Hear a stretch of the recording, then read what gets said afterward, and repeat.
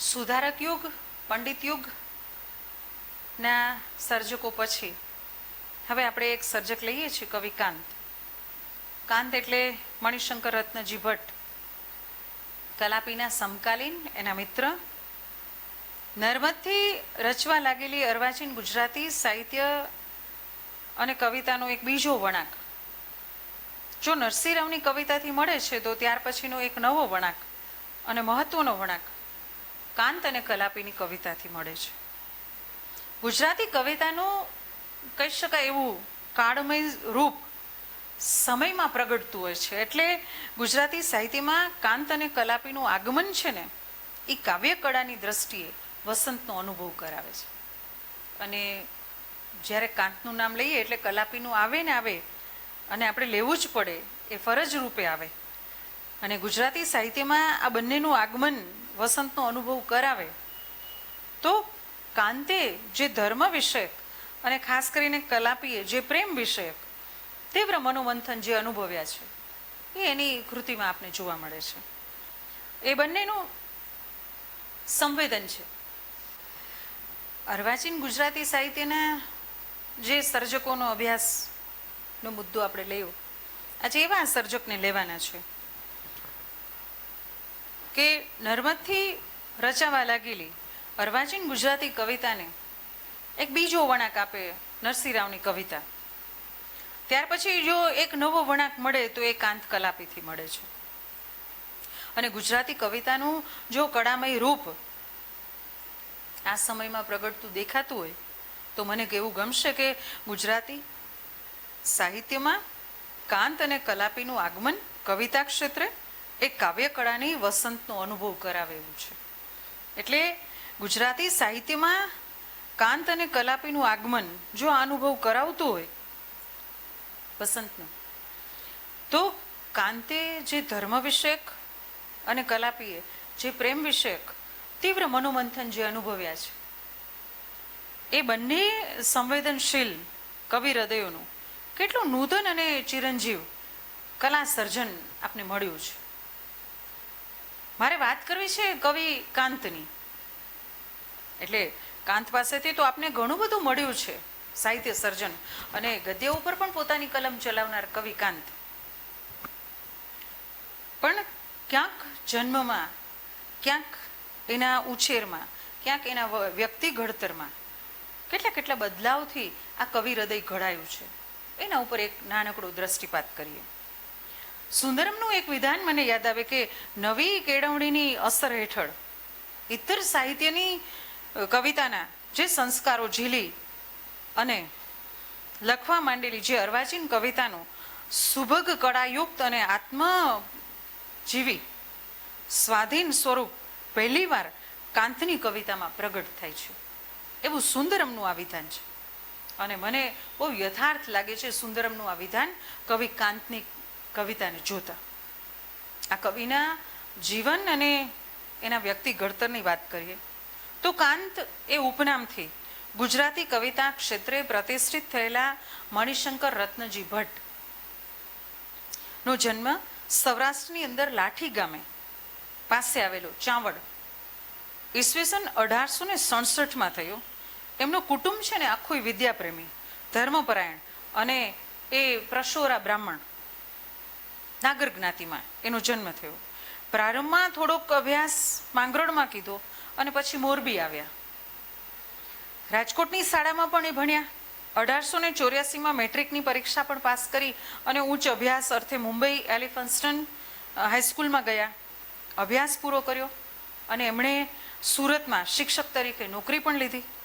ભાવનગર અને વડોદરા આ બે જગ્યાએ એને નોકરી કરી. BA લોજિકમાં એટલે કે તર્કશાસ્ત્રમાં અને મોરલ ફિલોસોફીમાં એને આ બંને વિષય રાખ્યા. કાંતના વ્યક્તિ ઘડતરમાં ગોવર્ધનરામ છે, નરસિંહરાવ દિવેટિયા છે, રમણભાઈ નીલકંઠ છે, બકર ઠાકોર છે.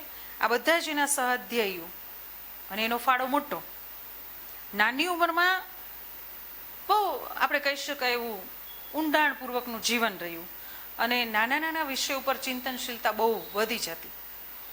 એવી સર્જક પ્રતિભાએ બહુ નાની ઉંમરમાં પ્રવીણ સાર ગ્રંથ એના હાથમાં આવ્યો અને એને વાંચ્યો. યુનિવર્સિટીના શિક્ષણની સાથે અને એની અસર તળે યુવાન કાંતમાં અને એના માનસમાં આખો બૌદ્ધિક રસની ઉત્પત્તિ થાય છે અને એ વિશેષ જાગૃત બને છે. પ્રેમ, ધર્મ, ઈશ્વર આ બધા જ વિષય ઉપર ગહનતાથી વિચારવા લાગે છે. ગંભીર પ્રશ્નો સમજવા માટે એની ખૂબ મથામણ છે અને ક્યાંક તો એનું આમ કહીને કે મહામંથન છે. એ મહામંથન આ પુરુષને ઉચિત રીતે વધારે વ્યાકુળ કરે છે.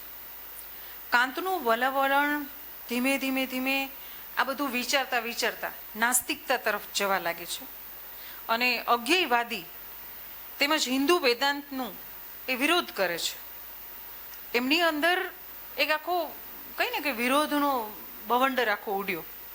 એમાં સ્વીડન બોર્ગ નામના ખ્રિસ્તી દાર્શનિક પાસે કેટલાક વિચારો મળે છે અને એ વિચારોના ફાળાને કારણે, મુખ્ય ફાળો એને કારણે ધર્મ તત્વજ્ઞાનના વિષયક કેટલાક ગ્રંથો છે એ કાંત પાસે આવે. વડોદરા નિવાસ કરે છે એ દરમિયાન આ બધા વાંચે છે અને એની ઊંડી અસર એના ચિત્ત ઉપર પડે છે. સંસ્કૃત, ગુજરાતી અને અંગ્રેજી શિષ્ટ સાહિત્યનું પરિશીલન પણ થાય છે એટલું જ, અને ધર્મ મંથન પણ એટલું જ થાય છે. કાંતની કવિતાના વિધાયક પરિબળો જો કોઈ હોય તો આ છે. ઊંડા મંથન પછી કાંતે ઈસવીસન 1897માં ખ્રિસ્તી ધર્મ અંગીકાર કરે છે. એટલે એમના સગા સંબંધીઓ, જ્ઞાતિજનો, આ બધા જ મિત્રો, આ બધાનો ખૂબ વિરોધ, અને વિરોધની સાથે એનો વિયોગ પણ થાય છે. હવે વિરોધ સહન કરી શકાય પણ વિયોગ સહન ન કરી શકાય, એટલે વિરોધ અને વિયોગ આ બંને સહન કરવાના કાંતને આવે છે. કાંત સરખા આમ જોઈએ ને તો અતિશય સંવેદનશીલ માણસ, અને એની સાથે સાથે હૃદયના માનવી પણ ખરા. એટલે અસહ્ય એના માટે આ બધું બની જાય છે. એ પ્રાયશ્ચિત કરવા માગે છે અને તૈયાર થાય છે.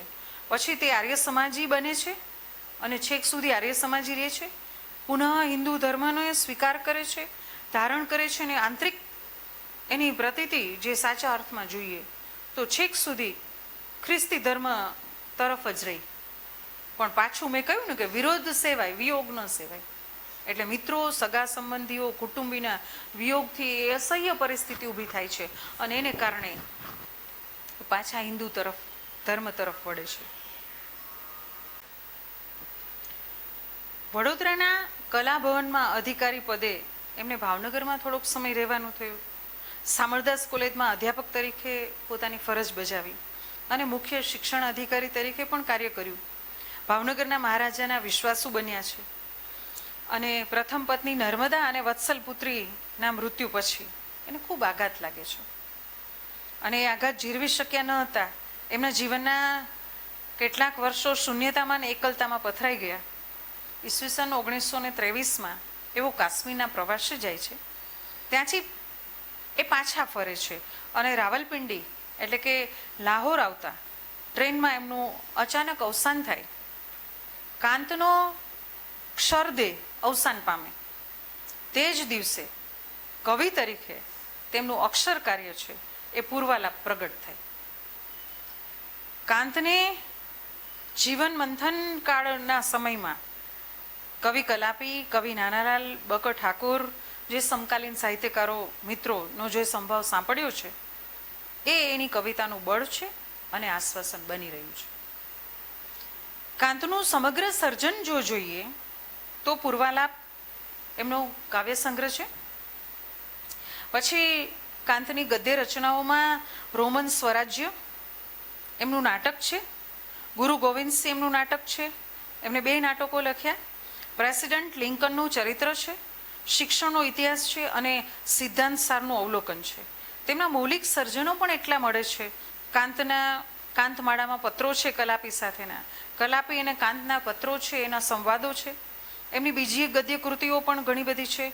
તેમણે અનુવાદો કરેલા ઇજિપ્ત, એક દેવીના આત્મવૃત્તાંત, લગ્ન અને સ્નેહ અને તેના વિશુદ્ધ સુખો, સ્વર્ગ અને નર્ક, એરિસ્ટોટલનું નીતિશાસ્ત્ર, પ્લેટેનું ફ્રીડમ્સ તથા રવિન્દ્રનાથ ટાગોરની ગીતાંજલિના અનુવાદ એમને કરેલા. પણ આપણે અહીંયા કવિ તરીકે કાંતને જોવાના છે. એટલે કવિ કાંતની જે કવિત્વ શક્તિ છે એનો પરિચય આપને પૂર્વાલાપની કવિતામાં થાય છે. પૂર્વાલાપ એ કવિનો એકમાત્ર કાવ્ય ગ્રંથ મળે છે. એનું પ્રકાશન એના અવસાનના દિવસે જ થયું. એવો એક યોગ રચાયો. પૂર્વાલાપના કાવ્યનું સંપાદન કરનાર રામનારાયણ વિશ્વનાથ પાઠક સર્વ જોતા પૂર્વાલાપનું વિપુલ ગ્રંથ નથી, છતાંય તેનું સ્થાન આપણા સાહિત્યમાં અપૂર્વ છે. ગુજરાતી સાહિત્ય જ્યાં સુધી વંચાશે ત્યાં સુધી એ ટકી રહેશે અને એમાં કોઈ સંશય નથી. આ પૂર્વાલાપનું માધુર્ય અને એના ઉન્નત અને ગહન ભાવો, એની લક્ષ્યવેધી તરંગમય શૈલી અને એનું સંગીત સર્વ અનુપમ અને અનુત્તર છે. એવું રાવી પાઠક એમના કાવ્ય વિશે આ વિધાન કરે. આ અભિપ્રાય સાથે જ સૌ કોઈનો ભાવ સહજ સંમત બને કે કાંતના કાવ્યમાંથી પસાર થાય તો આ ભાવની અનુભૂતિ થાય જ છે.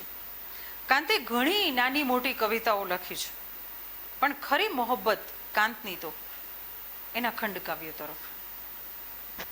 એમણે લખી છે ખરી મોહબ્બત ગુલાબનું ફૂલ અને દલપત શૈલીમાં લખાયેલું સૌથી પહેલા એના કાવ્યનો પ્રારંભ કરે છે. મારી કિશ્તી કાવ્ય કવિ કાંતની મૌલિક પ્રતિભાનું દર્શન કરાવે છે, કારણ કે પછી એ દલપતરામની શૈલીમાંથી મુક્ત થતા જાય છે. 1991માં ઉપહાર નામનું કાવ્ય રચાય અને કવિની પહેલી આત્મશ્રદ્ધા છે એ રણકી ઉઠે. એ લખે કે મારું નામ ગુજરાતી સાક્ષર મંડળના ઇતિહાસમાં જલ્દીથી ભૂસાઈ નહીં જાય. આવું કાંત પોતે લખે છે અને આ પોતાની જ લખેલું અત્યારે સાચું પડે છે. વળી પાછી કાવ્ય સર્જનની એક નવી દિશા સાંપડે અને આ સમયમાં વસંત વિજય શીર્ષકથી એ ઉત્કૃષ્ટ ખંડકાવ્ય રચાય.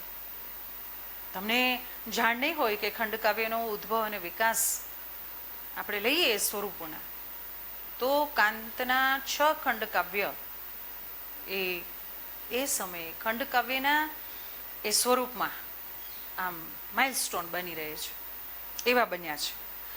વસંત વિજય પહેલું ઉત્કૃષ્ટ ખંડકાવ્ય અપાય. ધર્માંતર પહેલાની જે મનોમંથન અવસ્થા હતી તીવ્ર બનતા કવિ આંતરજગતની કટોકટી સમજ્યા છે અને એ કાવ્ય ઝરણ સૂકવવા ન માંડે. અને આ પહેલું કાવ્ય વસંત વિજય, કાંતા પત્નીના અવસાન પછી ઘોર નિરાશામાં એમણે દિવ્યની કાવ્ય લખ્યું, એ પણ એનું ખંડકાવ્ય છે. અને પછી પૂર્વાલાપના કેટલાક ઉચ્ચ કોટીના નાના નાના કાવ્યો લખાયા, ઉર્મી કાવ્યો લખાયા. મારી કિસ્તી અંતિમ પ્રાર્થના ખ્રિસ્તી ધર્મની ભાવના સાથે જોડાયેલા છે. પ્રભુ શ્રદ્ધાનું નિરૂપણ એમાં થયું છે. તો સાથે સાથે સાંપ્રત રસમય ઋતુ, રતિને પ્રાર્થના, મનોહર મૂર્તિ, મત્ત મયુર, આપણી રાત જેવા સ્નેહભાવ જેવા કાવ્યો પ્રગટ થાય છે. તો સાગર અને શશી જેવું પ્રકૃતિ કાવ્ય લખાયું છે. એ પ્રકૃતિ દર્શન કરાવતું ઉર્મી તરંગથી કાંતનું મન છે એટલું બધું પ્રભાવિત બને છે કે એની સાથે ઉપહાર, રાજહંસને સંબોધન, મહેમાનોને સંબોધન, કલાપીને સંબોધન જેવા મસ્ત મૈત્રી ભાવના કાવ્યો એ આપી શકે છે. પૂર્વાલાપના કાવ્યોમાં જે સ્નેહ હૃદયનો અનુભવ થાય છે, આત્મલક્ષી ઉર્મી કાવ્યનો જે અનુભવ થાય છે, એ આપણી ગુજરાતી સાહિત્યની મોંઘી મૂડી બની રહે છે. પૂર્વાલાપનું બીજું મહત્વનું પ્રદાન છે તેમાં નિરૂપાયેલા ખંડકાવ્યો. કાવ્ય સાહિત્યમાં કાંતનું જો ચિર યશ અપાવે એવું કોઈ અર્પણ હોય તો એના 8 જેટલા ખંડકાવ્યો છે. વસંત વિજય, અતિજ્ઞાન, મહાભારતમાં સહદેવના ચરિત્રને લઈને અતિજ્ઞાન લખાયું છે. વસંત વિજય રતિ અને કામદેવ બંનેને ચરિત્રોને ધ્યાનમાં લઈને લખાયું છે. ચક્રવાક મિથુન પણ પ્રેમનું ઉત્કૃષ્ટ ઉદાહરણ પામતું ખંડકાવ્ય છે. દેવ્યાની એ પુરાણનું એક પાત્ર લઈ અને આધુનિક સ્પંદન એમાં રજૂ થયું છે. સાથે સાથે કાંતના ખંડકાવ્યોમાં કહી શકાય તો ગુજરાતી કવિતાને જે નાટ્યાત્મક અને કુતૂહલતાપૂર્વકનો જે દ્રષ્ટિકોણ મળ્યો છે આ કાવ્ય દ્વારા, એ બહુ પ્રભાવક અને ભાવકો પ્રત્યે બહુ સુંદર રહ્યો છે. જેના ભાવની પરાકાષ્ઠા કાવ્યને સચોટ અસર જન્માવે એવી બની છે. ખંડકાવ્યમાં કેન્દ્રમાં રહેલા પાત્રોનું જે આંતરમંથન છેલ્લે મૂક્યું છે અને એમાં એનો સંઘર્ષ મૂક્યો છે. કવિને હાથે જે કુશળતાપૂર્વક માવજત થઈ છે આ કાવ્યોની, એ પ્રસંગોચિત, પરિસ્થિતિને ઉચિત અને પ્રકૃતિને ધ્યાનમાં લઈને સુરેખ રીતે એના વર્ણનો થયા છે. આ ઉપરાંત સંવાદની અંદર જે જીવંતતા પ્રગટી છે એ પણ એટલી જ ઉત્કૃષ્ટ બની છે. અલંકારોનું નિરૂપણ થયું છે, પ્રાસ સાંકળીનો જે ઉપયોગ થયો છે, આંતરપ્રાસ છે, આ બધું જ વ્યાકરણગત ભાવ સંવેદનને લઈને અને એના અભિવ્યક્તિના ઉપકરણોને લઈને પ્રતિક કલ્પનો, પુરાકલ્પનોનો જે ઉપયોગ કર્યો છે એ રીતે જોઈએ તો ખંડકાવ્યની દ્રષ્ટિએ માનવીના અને નિયતિ વચ્ચેનો જે સંઘર્ષ છે એ એમના તમામ ખંડકાવ્યોનો એક વિષય બન્યો છે. ડૉક્ટર જયંત પાઠકનું એક મૂલ્યાંકન છે કવિકાંત વિશે અને એની કવિતા વિશે. એ એમ કે છે કે જે કાળે આત્મલક્ષી ઉર્મી કાવ્યોનો જ એક આખો ઉત્તમ ગણાવવામાં આવતા અને એનો પ્રયાસ થતો, ત્યારે કાંતે આવા ખંડકાવ્યો આપીને, આવા ઉર્મી કાવ્યો આપીને સાહિત્ય જગતમાં એક આખું વર્ચસ્વ ઊભું કરેલું અને પ્રતિભાથી પોતાની મૌલિકતાનો એક પરિચય કરાવેલો. આધુનિક કવિતા પ્રવાહોની જ્યારે વાત આવે ત્યારે વસંત વિજય, ચક્રવાક મિથુન અને દેવ્યાની, સાગર અને શશી જેવા ચિરંજીવ બની રહે એવા કાવ્યો છે એ કાયમ માટે ચિરંજીવ બની રહેશે. અહીંયા કનૈયાલાલ મુનશીએ એક સરસ વાત કીધી છે કે કવિતા કલાના મનોહર આભૂષણ રૂપે આ કાવ્યો જોવા મળે છે કાંતના.